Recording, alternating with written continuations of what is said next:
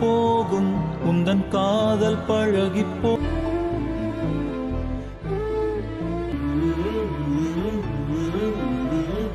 Assalamualaikum warahmatullahi wabarakatuh. Hai para developers, kembali lagi bersama Depi yang selalu setia menemani waktu santai kalian. Review film kali ini berjudul Tangga Magan 2015. Film drama berbahasa Tamil India ini menampilkan Dhanush, Samantha Ruth, dan Amy Jackson sebagai aktor utama. Film ini berkisah tentang perjuangan pria kelas menengah di India untuk mengungkap misteri besar kematian ayahnya. Meski demikian, ia juga harus diperhadapkan dengan kisah cinta yang menyayat hati. Lantas seperti apa nasib dalam cerita film ini? Mari kita tuntaskan hingga film ini berakhir. Sebelum lanjut cerita, Depi ingatkan untuk like, komen, dan subscribe ya, agar Depi semakin bersemangat menghibur kalian. Dan tanpa berlama-lama lagi, mari kita simak alur ceritanya.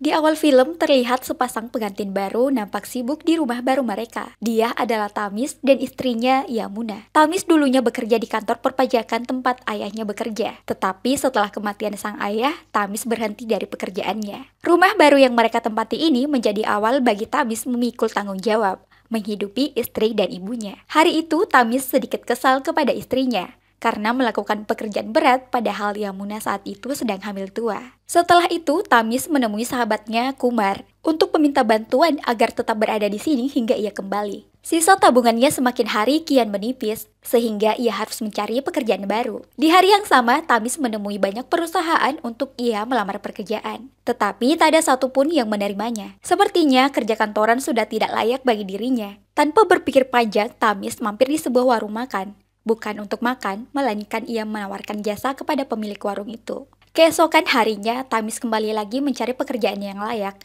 tetapi hasilnya sia-sia, hingga ia kembali ke rumah dalam kondisi mabuk. Tamis merasa telah gagal menghadapi kenyataan hidup. Ia menyesal belum bisa membahagiakan ibu juga istrinya. Di mana kita dibawa pada kisah 5 tahun sebelum itu. Ketika Tamis masih bujang, Ragavan ayahnya mendidik Tamis dengan caranya sendiri. Dan beberapa hari kemudian, mereka bertiga pergi ke sebuah bioskop. Sesampai di rumah, ibunya kecapean setelah membersihkan rumah. Ia meminta agar Tamis membawakan persembahan di kuil, karena hari itu adalah ulang tahun Ragavan. Seketika ia menolak. Tamis merasa gengsi sebagai anak gaul untuk menginjak tempat ibadah. Dan ia tidak ingin pamornya jatuh. Melihat ibunya kecewa, perlahan hatinya pun luluh. Setiba di kuil, Tamis terpesona dengan sosok wanita. Ia bernama Hema. Hema telah menjadi rebutan banyak pria di kompleks ini. Hampir setiap minggu, Tamis dan Kumar rajin berkunjung ke kuil tersebut untuk menggoda Hema. Tetapi tak kunjung ada hasil karena Hema sama sekali tidak peduli dengannya. Malamnya, Ragavan tak sengaja mengatakan jika Tamis telah berubah dan nampak rajin beribadah. Pandangan Arvin sontak sinis kepadanya. Arvin pun marah besar. Walau berusaha membujuk, Arvin tetap saja menghindar dari mereka. Bahkan Arvin lebih memilih pergi bersama teman barunya. Scene selanjutnya tak sengaja Kumar melihat Hema. Kumar menantang Tamis untuk mendekatinya. Seketika begitu pede mengajak Hema berkenalan. Sialnya, Hema cukup cerdik menghadapi bualan seperti itu. Hema berkata Tamis terlalu sok ganteng. Ia memperingati Tamis jika dalam sehari hampir puluhan pria mendekatinya. Sungguh perkataan Hema telah menjatuhkan harga dirinya. Setelah kejadian itu, Tamis masih saja mendekatinya. Tetapi Hema menjadi risih. Ia merasa telah dilecehkan sebagai perempuan. Tak mau tahu, Hema mengancam akan melapor Tamis ke polisi. Padahal Hema saja yang tidak tahu jika kompleks ini adalah tempat tinggal Tamis. Tamis pun membalas ucapan Hema dengan gombalan sadis. Ia berkata, wajar saja jika gadis secantik ini bersikap sombong. Seakan ucapan Tamis itu berkesan di hatinya. Dan Tamis tidak henti-henti mendekati Hema. Beberapa hari kemudian, Tamis mengikuti Hema ke sebuah bar. Nampak ia bergandengan dengan seorang lelaki. Sedangkan Tamis dihadang oleh petugas sebab kostum yang ia gunakan tidak tepat untuk masuk di tempat dugem seperti ini. Akhirnya, Tamis dan Kumar kembali ke rumah. Ayahnya menegur mereka tidak mengizinkan Tamis keluyuran tengah malam. Tamis membangkang, tidak mendengarkan sang ayah. Menurutnya, orang tua tidak perlu ikut campur dengan urusan anak muda seperti mereka. Setiba di sana, malah terjadi kekacauan akibat Hema terus memandang ke arah Tamis. Itu membuat si pria gebetan Hema marah kepadanya. Your friends are cheap locals. Sebuah keberuntungan, dalam perjalanan pulang, rombongan Hema dihadang polisi. Mereka ditahan dan Tamis berada di sana menarik simpati Hema. Sebab polisi tersebut adalah teman ayahnya. Hi. Pada kesempatan itu, mereka mulai berkenalan satu sama lain. Namun Tamis menganggap Hema masih jual mahal kepadanya, sebab Hema turun dari motornya tanpa ucapan terima kasih. Okay, bye. Or thanks kuda illiya. Esoknya ia dikejutkan, sebab Hema mendatanginya, dan mereka pun mulai berkencan. Di sini, Hema akhirnya jatuh cinta kepada Tamis. Singkat cerita, Tamis dan Hema pun resmi berpacaran. Perjalanan hubungan mereka dipenuhi dengan romantisme anak muda. Beberapa tahun setelah Tamis menjalin asmara dengan Hema, Tamis membelikan tiket liburan kepada Hema untuk merayakan anniversary mereka. Dan seperti biasa, Kumar dan Revati juga ikut bersamanya. Scene berikutnya, Tamis menceritakan kepada Kumar jika semenjak dirinya berpacaran dengan Hema, ia tidak peduli lagi dengan Arvin. Mungkin juga disebabkan karena Arvin yang menghindar darinya. Tamis berencana akan memperkenalkan Hema kepada seluruh keluarganya setelah mereka kembali. Tiba-tiba mereka dikejutkan oleh kedatangan Arvin di tempat ini. Rupanya Tamis telah membohongi ayahnya jika kepergiannya ini karena tugas kuliah. Itulah sebabnya Arvin berada di sini. Ia kecewa sebab tak dianggap sebagai kawan. Hingga Tamis merasa bersalah, kedatangan Arvin telah menghantui pikirannya. Kemudian Tamis menjadi sensitif. Ia melampiaskan emosinya kepada Hema. Pertengkaran pun terjadi di antara mereka. Dan sejak hari itu, Tamis putus dari Hema karena Hema cukup trauma dengan sikap Tamis yang tidak menghargai dirinya. Stop making me look like a villain. Nah, pues sabra. Beberapa tahun kemudian, ibunya mengabarkan jika Arvin akan bertunangan. Arvin telah berhasil menjalankan sebuah bisnis. Ibunya terus saja membanding-bandingkan dia dengan Arvin. Padahal Tamis telah mendapat tawaran dari kantor tempat ayahnya bekerja, karena ibunya sangat terobsesi dengan pernikahan. Dan dalam keadaan terpaksa, Tamis berjanji akan mewujudkan keinginan ibunya tersebut. Di hari yang sama, Hema mengajaknya untuk bertemu. Walau berat hati, tapi Hema harus mengatakan jika Arvin dan keluarganya telah melamar dirinya. Mengingat jika Arvin dan Tamis adalah sepupu, sedangkan Hema dan Tamis adalah mantan kekasih. Hema tidak ingin di antara mereka masih mengganjal perasaan buruk. Bye. Singkat cerita, hari pernikahan Arvin dan Hema pun tiba. Tamis menjadi sangat galau akibat ditinggal nikah wanita yang dicintainya. Dan sesuai dengan keinginan ibunya, Tamis telah bekerja di kantor ayahnya. Begitu pula pada akhirnya, ibu Tamis meyakinkan dia untuk segera menikah. Ibunya telah memilihkan jodoh untuknya, sesuai keyakinan sang ibu jika Tuhan lebih tahu apa yang terbaik untuk kita. Dan wanita itulah Yamuna. Tak butuh waktu yang lama, Tamis dan Yamuna resmi menikah. Di malam pertama, keduanya nampak canggung, oleh karena mereka tidak ta'aruf sebelum itu. Hanya saja, Yamuna juga jatuh cinta pada pandangan pertama kepada Tamis. Tamis tidak tahu lagi basa-basi kepada seorang wanita setelah beberapa tahun menjomblo. Inilah cara Tamis menjamu malam pertamanya dengan Yamuna. Yamuna terkesima dengan sikap manis itu. Bahkan setiap hari di rumah ini mendefinisikan mertua sayang menantu. Ibu Tamis memperlihatkan kasih sayangnya kepada Yamuna. Itulah yang membuat ia begitu bahagia tinggal bersama mertuanya. Suatu ketika, ayah dan ibu Tamis mendadak keluar kota untuk melakukan ziarah. Kepergian mereka membuat Tamis punya kesempatan berdua dengan Yamuna. Ya, namanya juga pengantin baru ya guys. Meski telah beberapa hari berstatus suami istri, Tamis masih saja sungkan untuk mengambil jatah kepada istrinya sendiri. Namun pada akhirnya mereka memanfaatkan suasana itu dengan maksimal. Singkat cerita, Ragavan dan istrinya telah pulang. Sebagai orang tua yang peka, mereka tidak ingin mengganggu bulan madu anaknya. Walau Tamis dan Yamuna tidak bebas berekspresi di dalam kamarnya sendiri. Beberapa minggu kemudian, Ragavan terburu-buru berangkat ke kantor. Ia berangkat lebih dulu dan meninggalkan Tamis yang masih berurusan dengan istrinya. Maklum ya guys, namanya juga pengantin baru. Namun malamnya ketika Ragavan kembali ke rumah, wajahnya dipenuhi kekhawatiran. Di sini ayahnya nampak menyembunyikan sesuatu kepada Tamis. Bahkan Tamis belum pernah melihat raut wajah sang ayah kebingungan seperti itu. Ketika ayahnya ingin berangkat ke kantor, ia lupa mengenakan sepatu. Tamis semakin penasaran apa yang terjadi pada ayahnya itu. Ragavan hanya menyadari jika akhir-akhir ini dia sering lupa pada hal-hal kecil. Konsentrasinya begitu berpindah pada satu masalah besar. Selanjutnya, Tamis mengantar Ragavan ke rumah Arvin. Entah pembicaraan apa mereka berdua, tetapi nampak pembahasan mereka sangat serius. Sesampai di kantor, Ragavan dipanggil oleh atasannya bernama Prakas. Prakas meminta berkas kepadanya. Ragavan pun bergegas mencari di dalam tumpukan berkas penting. Sialnya, ia tak menemukan apapun di loker tersebut. Tamis ingin membantu ayahnya, tetapi hasilnya juga nihil. Hingga menjelang sore, file tersebut belum juga ia temukan. Setiba di rumah, Ragavan marah besar kepada istrinya. Hanya karena melihat Tamis tidak pulang bersamanya. Namun hingga larut malam, Tamis tak kunjung kembali dari kantornya. Ponselnya juga tidak bisa dihubungi. Sementara itu, Ragavan masih duduk termenung memikirkan berkas tersebut. Bahkan, ia tidak nafsu makan. Berselang kemudian, Yamuna menahan Tamis. Ia menceritakan percekcokan tersebut kepada Tamis. Untung saja ibunya telah mengerti sikap ayahnya. Jika ada masalah kerjaan, otomatis emosinya akan berubah. Esok paginya di saat Yamuna menyiapkan sarapan untuk Tamis, ia dibuat heran sebab bapak mertuanya tak kunjung keluar dari kamar mandi. Yamuna memberanikan diri untuk mengetuk pintunya. Rupanya pintu itu tidak terkunci.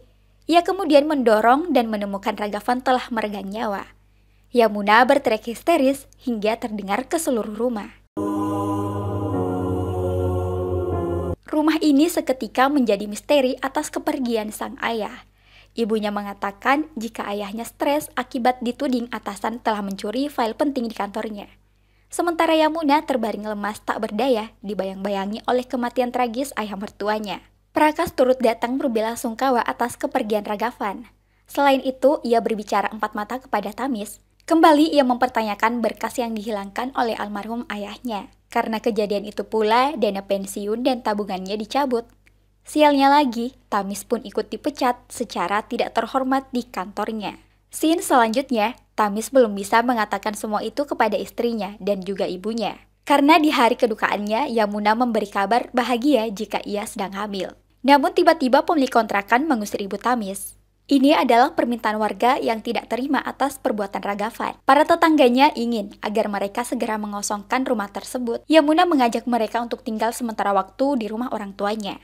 Namun sepertinya keluarga Yamuna juga tidak menyambut baik kehadiran mereka. Ia kemudian meminta agar Tamis menemukan rumah baru untuk mereka hari itu juga. Ayahnya telah pergi, ia juga telah kehilangan rumah bahkan pekerjaannya. Tamis merasa jika seluruh hidupnya telah hancur.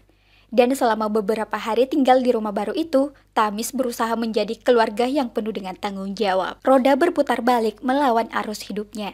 Hingga ia mengaku di hadapan istrinya jika ia tidak tahan dengan kondisi hidup seperti itu. Beruntung ia masih punya istri yang dapat menenangkannya dan mensupport pekerjaannya saat ini. Beberapa bulan berlalu, Tamis masih mencari tahu keberadaan file yang dicari almarhum ayahnya. Ia mencari jejak-jejak itu kepada beberapa rekan kerja Ragavan, namun tidak ada jawaban yang memuaskan. Sementara itu, perut Yamuna semakin membesar, tetapi Tamis masih saja terlihat murung karena ia masih tidak terima tudingan orang-orang kepada ayahnya. Tamis yakin itu adalah fitnah sebab ia yakin ayahnya adalah orang yang jujur. Scene selanjutnya, saat Tamis sibuk melayani pelanggan, tiba-tiba sahabat ayahnya datang. Ia berkata jika banyak hal yang ia ketahui tentang file tersebut. Meski agak ragu, tetapi ia memberitahu sedikit info tentang kasus ayahnya. Di mana ketika itu Ragavan lupa menaruh tas berisi berkas penting tersebut bersama uang gaji karyawan.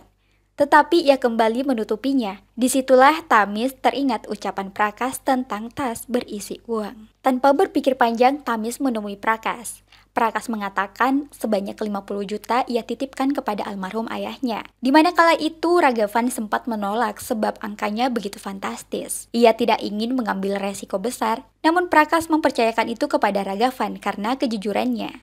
Prakas sengaja mencari aman sebab uang tersebut adalah hasil korupsi. Jika Ragavan malam itu tidak membantunya, maka Prakas akan menjadi tahanan KPK. Ragavan terus menolak, tetapi demi harga diri dan martabatnya sebagai kepala kantor, Prakas telah menjadikan Ragavan kambing hitamnya. 6 bulan kemudian, di mana Prakas meminta kembali uang tersebut kepada Ragavan. Ayah Tamis ini mengaku jika ia lupa menyimpan di mana tas tersebut berada.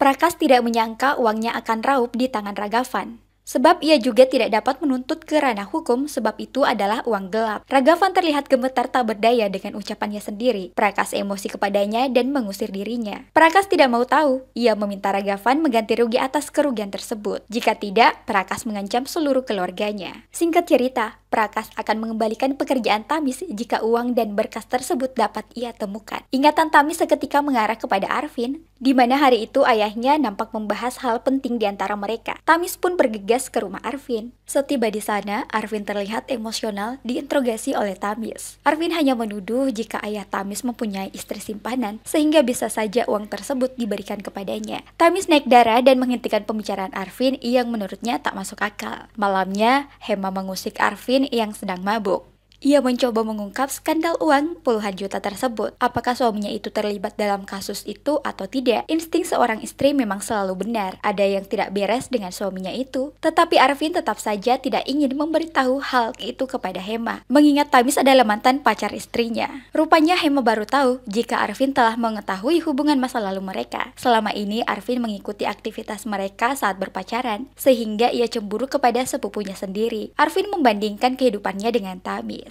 Sehingga itulah yang membuat Arvin menaruh dendam muslihat kepadanya. Dan pada akhirnya ia pun spontan mengakui perbuatannya. Uang tersebut diambil oleh Arvin dari tangan pamannya. Arvin menceritakan jika malam itu Ragavan datang ke rumah bersama tas berisi uang puluhan juta. Karena di kontrakannya Ragavan merasa tidak aman. Sering terjadi perampokan. Hingga ia pun memilih menyimpan tas itu di rumah Arvin. Dari situlah otak busuknya mulai merancang sesuatu untuk keluarga Tamis. Ketika Ragavan kembali untuk meminta tas tersebut, Arvin mengelak jika pamannya tidak pernah menitipkan sebuah tas kepadanya. Arvin rupanya telah mempermainkan Ragavan pada kinerja ingatannya yang buruk itu. டாக்டர்கிட்ட காட்ட சொல்லி இப்போ பாரு.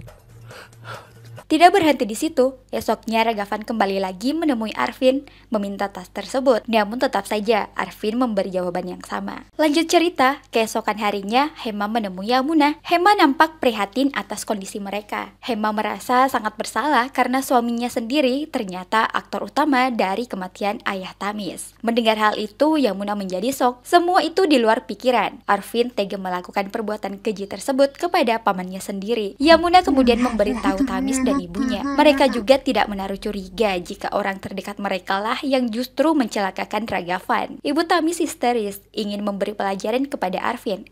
Tetapi Tamis menahan emosi ibunya itu. Di sini ia menyelinap ke rumah Arvin ketika dalam kondisi kosong.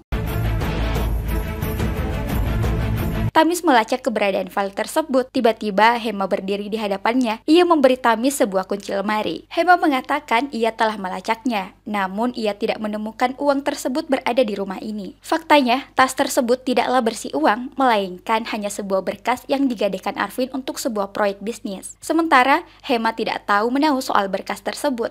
Kumar kemudian mencari tahu soal properti yang dibeli oleh Arvin. Di sini ia telah bekerja sama dengan Tamis untuk menjebaknya. Hingga keesokan harinya, Arvin tidak dapat berkutip setelah ia menemukan Tamis berada dalam kamar hotel tersebut, tempat Arvin akan melakukan transaksi ilegalnya. Tamis tidak tahan, ia langsung keluar menghajar Arvin dan pergi membawa uang tersebut. 24 மணி நேரத்துக்கு மேல ஒரு நிமிஷம் ஆச்சு. Setelah itu, Hema menjadi sasaran empuk kemarahan suaminya. Tetapi apa yang terjadi? Hema malah membangkang dan melawan balik Arvin. எச்சத்தனமா பண்ணாத. Malamnya terlihat seorang yang mencurigakan di halaman rumah Tamis. Terlihat beberapa pria memantau rumah mereka. Rupanya mereka adalah preman bayaran Arvin untuk menghabisi Tamis. Lanjut cerita, esok harinya pihak perpajakan datang menggerebek rumah Tamis untuk melacak file tersebut. Tarun dan Tamis segera mengamankan koper berisi uang itu sebelum pegawai pajak itu datang ke rumahnya. Search warrant. நாங்கள் உங்கள் வீட்டை சர்ச் பண்ணுறோம்.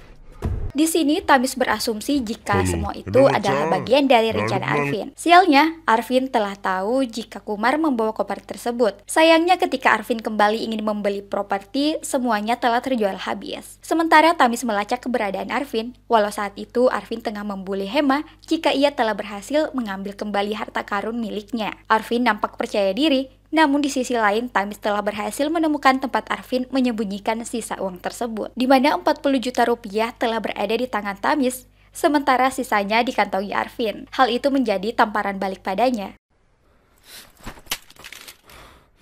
Arvin semakin naik darah. Ia kembali merencanakan hal yang mengerikan. Tetapi hari demi hari, sesuatu aneh terjadi padanya. Ia nampak seperti orang gila menjaga tas tersebut. Hidup Arvin menjadi tidak tenang. Ia dihantui oleh dosa akan perbuatannya sendiri. Setelah beberapa minggu, akhirnya Arvin menyesal dan memohon maaf atas perbuatannya tersebut di hadapan Tamis dan juga ibunya. Dan hari itu juga Tamis mendatangi Prakas. Ia meminta agar Prakas mengembalikan nama baik ayahnya, karena file dan uang tersebut telah ia temukan. Namun Prakas telah mengkhianati kerja keras Tamis. Ia bahkan tidak lagi membutuhkan semua itu. Prakas berjanji akan mengembalikan pekerjaan Tamis dengan syarat uang hasil korupsi itu tidak ia bawa di hadapannya. Tetapi Tamis keras menolak. Kini ia sadar jika ulah Prakaslah yang membuat ayahnya. Di saat yang sama, Yamuna mengalami kontraksi. Tamis segera kembali dan mengantar Yamuna ke rumah sakit untuk persalinan. Sialnya, dalam perjalanan itu mereka dihadapkan oleh komplotan preman. Melihat Yamuna menjerit kesakitan, Tamis kemudian bangkit untuk menghabisi orang-orang suruhan Prakas ini.